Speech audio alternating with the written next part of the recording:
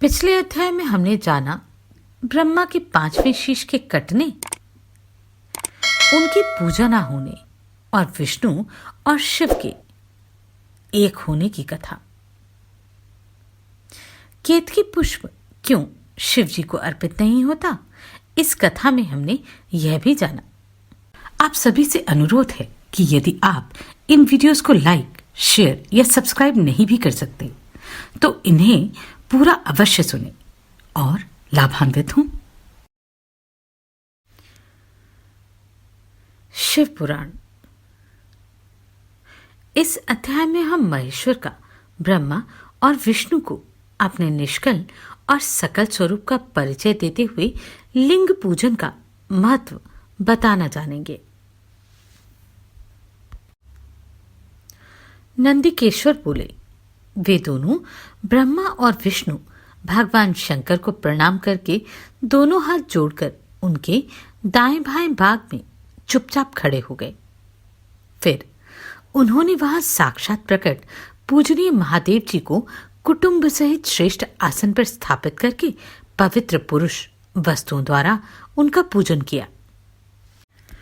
दीर्घकाल तक अविकृत भाव से सुस्थित रहने वाली वस्तुओं को पुरुष वस्तु कहते हैं और अल्पकाल तक ही टिकने वाली वस्तुएं प्राकृत वस्तु कहलाती हैं। इस तरह वस्तु के ये दो भेद जानने चाहिए। किन पुरुष वस्तुओं से उन्होंने भगवान शिव का पूजन किया, यह बताया जाता है।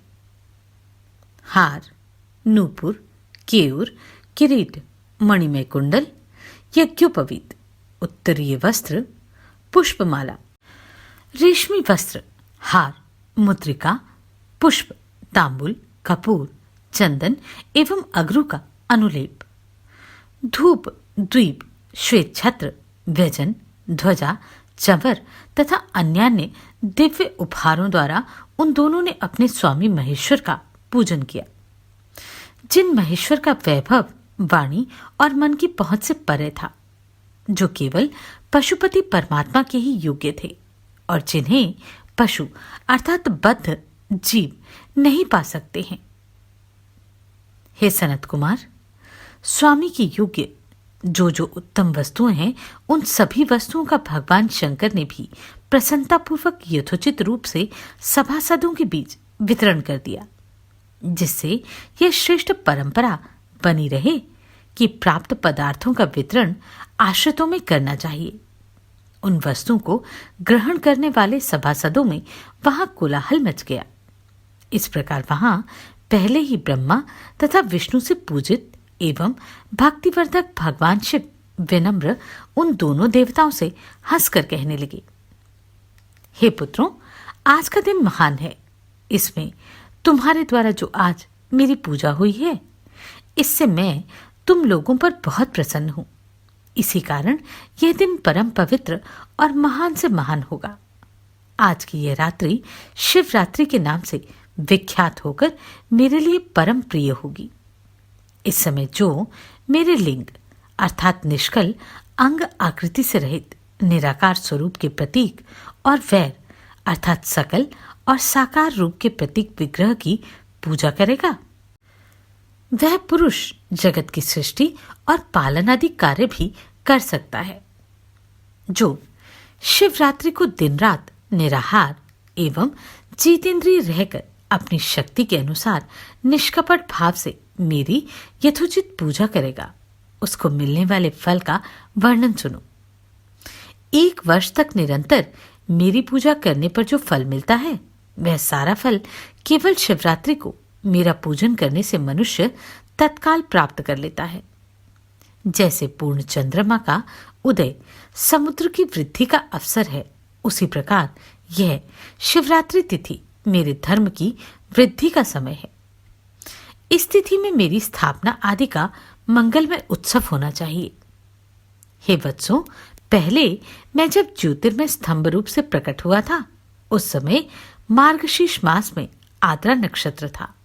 अतः जो पुरुष मार्गशीर्ष मास में आद्रा नक्षत्र होने पर मुझ उमापति का दर्शन करता है अथवा मेरी पूर्ति या लिंग की ही झांकी का दर्शन करता है, वह मेरे लिए कार्तिकेय से अधिक प्रिय है। उस शुभ दिन मेरे दर्शन मात्र से मेरा फल प्राप्त हो जाता है।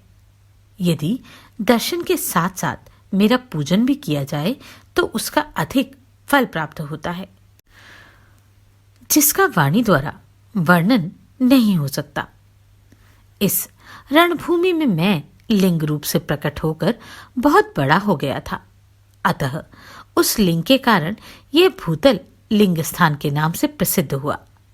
हे पुत्रों, जगत के लोग इसका दर्शन और पूजन कर सकें, इसके लिए यह अनादि और अनंत ज्योति स्तंभ अत्यंत छोटा हो जाएगा। यह लिंग सब प्रकार के भोगों को सुलभ कराने वाला और भोग तथा मोक्ष का एकमात्र साधन होगा। इसका दर्शन, स्पर्श तथा ध्यान प्राणियों को जन्म और मृत्यु से छुटकारा दिलाने वाला होगा। अग्नि के पहाड़ जैसा जो यह शिवलिंग यहाँ प्रकट हुआ है, इसके कारण यह स्थान अरुणाचल नाम से प्रसिद्ध होगा। यहाँ अनेक प्रकार के बड़े बड़े तीर्थ प्रकट होंगे। इस स्थान में निवास करने या मृत्यु को प्राप्त होने से जीवों को मोक्ष मिलेगा। रथोत्सव आदि के आयोजन से यहाँ सर्वत्र अनेक लोग कल्याणकारी रूप से निवास करेंगे।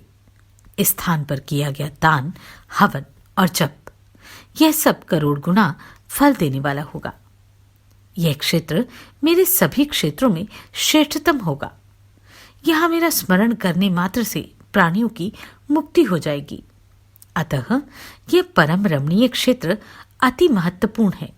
यह सभी प्रकार के कल्याणों से पूर्ण, शुभ और सबको मुक्ति प्रदान करने वाला होगा।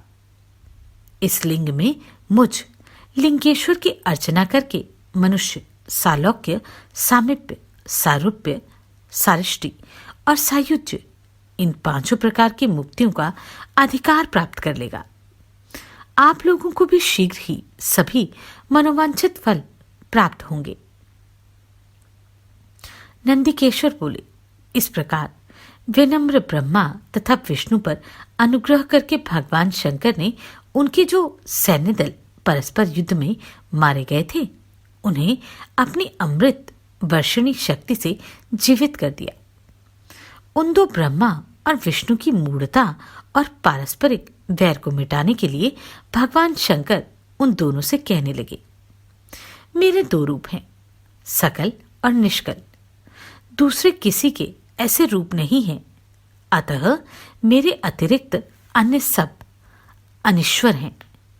हे पुत्रों, पहले मैं स्तंभ रूप से प्रकट हुआ, फिर अपने साक्षात रूप से। ब्रह्म भाव मेरा निष्कल रूप और माहेश्वर भाव सकल रूप है। ये दोनों मेरे ही सिद्ध रूप हैं, मेरे अतिरिक्त किसी दूसरे के नहीं। इस कारण तुम दोनों का अथवा अन्य किसी का भी ईश्वरत्व कभी नहीं है। अज्ञान के कारण तुम दोनों को जो यह ईश्वरत्व का आश्चर्यजनक अभिमान उत्पन्न हो गया था, उसे दूर करने के लिए ही मैं इस रणभूमि में प्रकट हुआ हूं। उस समय अपने अभिमान को छोड़कर मुझ परमेश्वर में अपनी बुद्धि को स्थिर करो। मेरे अनुग्रह से ही सभी लोकों में सब कुछ प्रकाशित होता है। इस गूढ़ ब्रह्म तत्व को तुम्हारे प्रति प्रेम होने के कारण ही मैं बता रहा हूं। मैं ही परब्रह्म हूं। कल अर्थात सगुण और अकल अर्थात निर्गुण, ये दोनों मेरे ही स्वरूप हैं। मेरा स्वरूप ब्रह्मरूप होने के कारण मैं ईश्वर भी हूं। जीवों पर अनुग्रह आदि करना मेरा कार्य है। हे ब्रह्मा और केशव, सबसे बृहत और जगत की वृद्धि करने वाला होने के कारण मैं ब्रह्म हूं। हे पुत्रों, सर्वत्र समरूप से स्थित और व्यापक होने से मैं ही सबका आत्मा हूं। अन्य सभी जीव अनात्म रूप हैं, इसमें संदेह नहीं है। सर्ग से लेकर अनुग्रह तक आत्मा या ईश्वर से भिन्न जो जगत संबंधी 5 कृत्य हैं, वे सदा मेरे ही हैं। मेरे अतिरिक्त दूसरे किसी के नहीं हैं। क्योंकि मैं ही सबका ईश्वर हूं। पहले मेरी ब्रह्म रूपता का बोध कराने के लिए निष्कल लिंग प्रकट हुआ था। फिर तुम दोनों को अज्ञात ईश्वरत्व का स्पष्ट साक्षात्कार कराने के लिए मैं साक्षात जगदीश्वर ही सकल रूप में तत्काल प्रकट हो गया। अतः मुझ में जो ईशत्व, उसे ही मेरा सकल रूप जानना चाहिए तथा जो बोध कराने वाला है। हे पुत्रों, लिंग लक्षण युक्त होने के कारण यह मेरा ही लिंग अर्थात चिन्ह है। तुम दोनों को प्रतिदिन यहां रहकर इसका पूजन करना चाहिए। यह मेरा ही स्वरूप है और मेरे सामीप्य की प्राप्ति कराने वाला है। लिंग और लिंगी में नित्य अभेद होने के कारण मेरे इस लिंग का महान पुरुषों को भी पूजन करना चाहिए। हे वत्सों, जहां जहां जिस किसी ने मेरे लिंग को स्थापित कर लिया, वहां मैं अप्रतिष्ठित होने पर भी प्रतिष्ठित हो जाता हूं। मेरे एक लिंग की स्थापना करने का फल मेरी समानता की प्राप्ति बताया गया है। एक के बाद दूसरे शिवलिंग की भी स्थापना कर दी गई, तब फल रूप से मेरे साथ एकत्व अर्थात सायुज्य मोक्ष रूप फल प्राप्त हो जाता है। प्रधानतः शिवलिंग की ही स्थापना करनी चाहिए। मूर्ति की स्थापना उसकी अपेक्षा गौण है। शिवलिंग के अभाव में सब ओर से मूर्तियुक्त होने पर भी वह स्थान क्षेत्र नहीं कहलाता। ब्रह्मा और विष्णु बोले, हे प्रभु, हम दोनों को सृष्टि आदि 5 कृत्यों के लक्षण बतलाइए। शिव जी बोले, मेरे कृत्यों को समझना अत्यंत गहन है, तथापि मैं कृपापूर्वक तुम दोनों को उनके विषय में बता रहा हूं। हे ब्रह्मा और अच्युत, सृष्टि, स्थिति, संहार, तिरोभाव और अनुग्रह, ये 5 ही मेरे जगत संबंधी कार्य हैं जो नित्य सिद्ध हैं। संसार की रचना का जो आरंभ है वह सर्ग है। मुझसे पालित होकर सृष्टि का सुस्थिर रूप से रहना ही उसकी स्थिति कहा गया है। उसका विनाश ही संहार है। प्राणों का उत्क्रमण ही तिरोभाव है। इन सब से छुटकारा मिल जाना ही मेरा अनुग्रह है। इस प्रकार मेरे 5 कृत्य हैं। इन मेरे कर्तव्यों को चुपचाप अन्य पंचभूतादि वहन करते रहते हैं। जैसे जल में पड़ने वाला गौपुर बिंब में आवागमन होता रहता है, सृष्टि आदि जो 4 कृत्य हैं वे संसार का विस्तार करने वाले हैं। 5वां कृत्य अनुग्रह मोक्ष का हेतु है। वह सदा मुझ में ही अचल भाव से स्थिर रहता है। मेरे भक्तजन इन 5 कृत्यों को 5 भूतों में देखते हैं। सृष्टि भूतल में, स्थिति जल में, संहार अग्नि में, तिरोभाव वायु में और अनुग्रह आकाश में स्थित है। पृथ्वी से सबकी सृष्टि होती है, जल से सबकी वृद्धि होती है, आग सबको नष्ट कर देती है, वायु सबको एक स्थान से दूसरे स्थान को ले जाती है और आकाश सबको अनुग्रहित करता है। यह विद्वान पुरुषों को जानना चाहिए। इन 5 कृत्यों का भार वहन करने के लिए ही मेरे 5 मुख हैं। 4 दिशाओं में 4 मुख हैं और इनके बीच में 5वां मुख है। हे पुत्रों, तुम दोनों ने तपस्या करके प्रसन्न हुए मुझ परमेश्वर से भाग्यवश सृष्टि और स्थिति नामक 2 कृत्य प्राप्त किए हैं। ये दोनों तुम्हें बहुत प्रिय हैं। इसी प्रकार मेरे विभूति स्वरूप रुद्र और महेश्वर ने 2 अन्य उत्तम कृत्य संहार और तिरोभाव मुझसे प्राप्त किया है, परंतु अनुग्रह नामक कृत्य कोई नहीं पा सकता। उन सभी पहले के कर्मों को तुम दोनों ने समयानुसार भुला दिया। रुद्र और महेश्वर अपने कर्मों को नहीं भूले, इसलिए मैंने उन्हें अपनी समानता प्रदान की है। वे रूप, वेश, कृत्य, वाहन, आसन और आयुध आदि में मेरे समान ही हैं। हे पुत्रों, मेरे ध्यान से शून्य होने के कारण तुम दोनों में मूढ़ता आ गई है। मेरा ज्ञान रहने पर महेश के समान अभिमान और स्वरूप नहीं रहता। इसलिए मेरे ज्ञान की सिद्धि के लिए मेरे ओंकार नामक मंत्र का तुम दोनों जप करो। यह अभिमान को दूर करने वाला है। पूर्व काल में मैंने अपने स्वरूपभूत मंत्र का उपदेश किया है, जो ओंकार के रूप में प्रसिद्ध है। वह महामंगलकारी मंत्र है। सबसे पहले मेरे मुंह से ओंकार प्रकट हुआ, अर्थात ओम, जो मेरे स्वरूप का बोध कराने वाला है। ओंकार वाचक है और मैं वाच्य हूं। यह मंत्र मेरा स्वरूप ही है। प्रतिदिन ओंकार का निरंतर स्मरण करने से मेरा ही सदा स्मरण होता है। पहले मेरे उत्तरवर्ती मुख से आकार, पश्चिम मुख से उकार, दक्षिण मुख से मकार, पूर्ववर्ती मुख से बिंदु तथा मध्यवर्ती मुख से नाद उत्पन्न हुआ। इस प्रकार 5 अवयवों से युक्त होकर ओंकार का विस्तार हुआ। इन सभी अवयवों से एकीभूत होकर वह प्रणव ओम नामक एक अक्षर हो गया। यह नाम रूपात्मक सारा जगत तथा वेद वर्णित स्त्री पुरुष वर्ग रूप दोनों कुल इस प्रणव मंत्र से व्याप्त है। यह मंत्र शिव और शक्ति दोनों का बोधक है। इसी प्रणव से पंचाक्षर मंत्र की उत्पत्ति हुई, जो मेरे सकल रूप का बोधक है। वह अकारादि क्रम से और नकारादि क्रम से क्रमशः प्रकाश में आया है। ओम नमः शिवाय। इस पंचाक्षर मंत्र से मातृका वर्ण प्रकट हुए हैं, जो 5 भेद वाले हैं। उसी से शिरोमंत्र तथा 4 मुखों से त्रिपदा गायत्री का प्राकट्य हुआ। उस गायत्री से संपूर्ण वेद प्रकट हुए हैं और उन वेदों से करोड़ों मंत्र निकले हैं।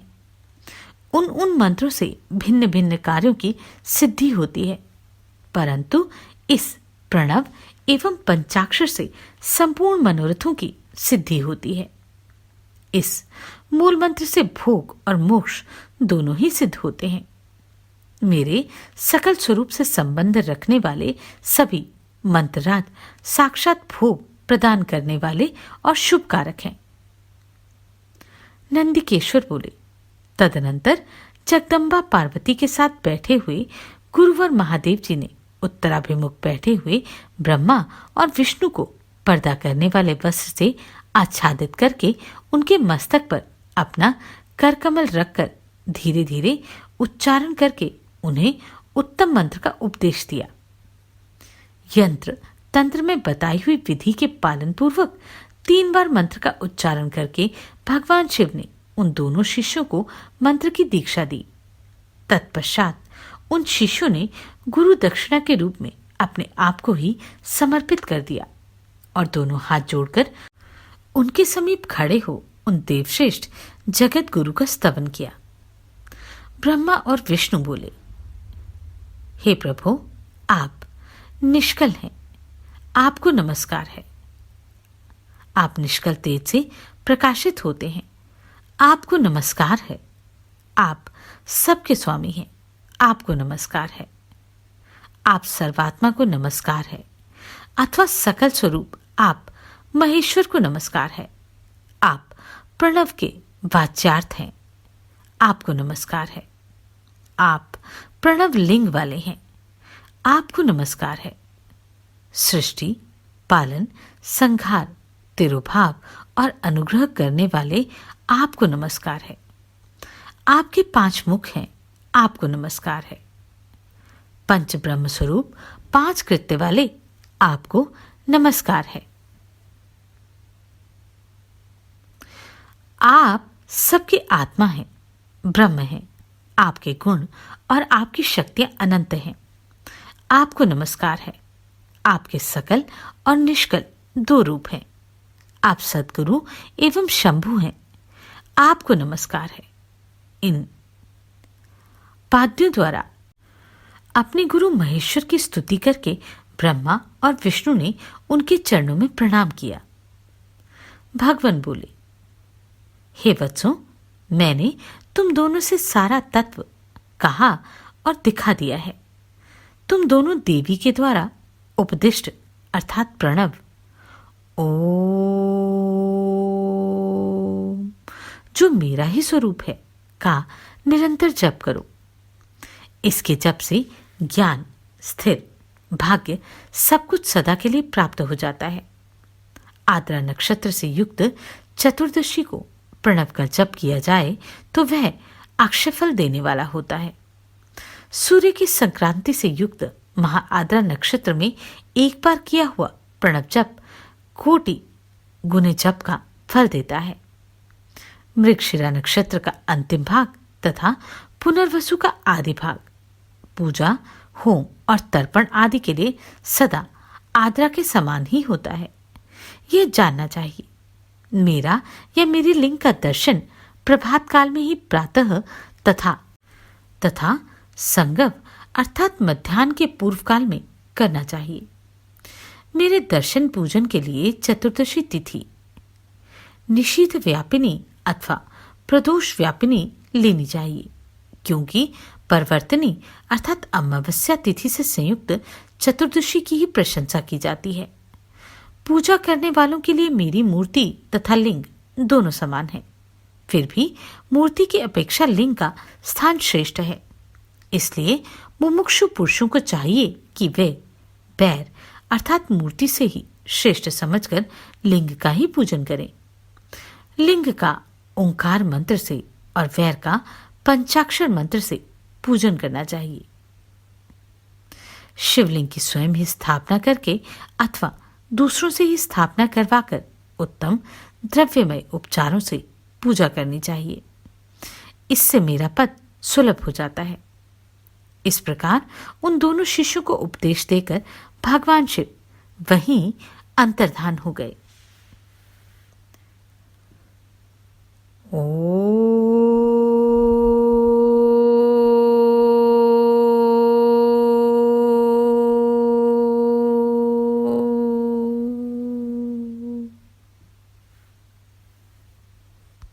आप सभी को कोटि कोटि साधुवाद। आपने इन वीडियोस को इतना प्रेम दिया। नमस्कार, मैं आभा शर्मा जावास। यदि आपको मेरा ये प्रयत्न सराहनीय लगा हो तो मुझे सब्सक्राइब करके प्रोत्साहित करें।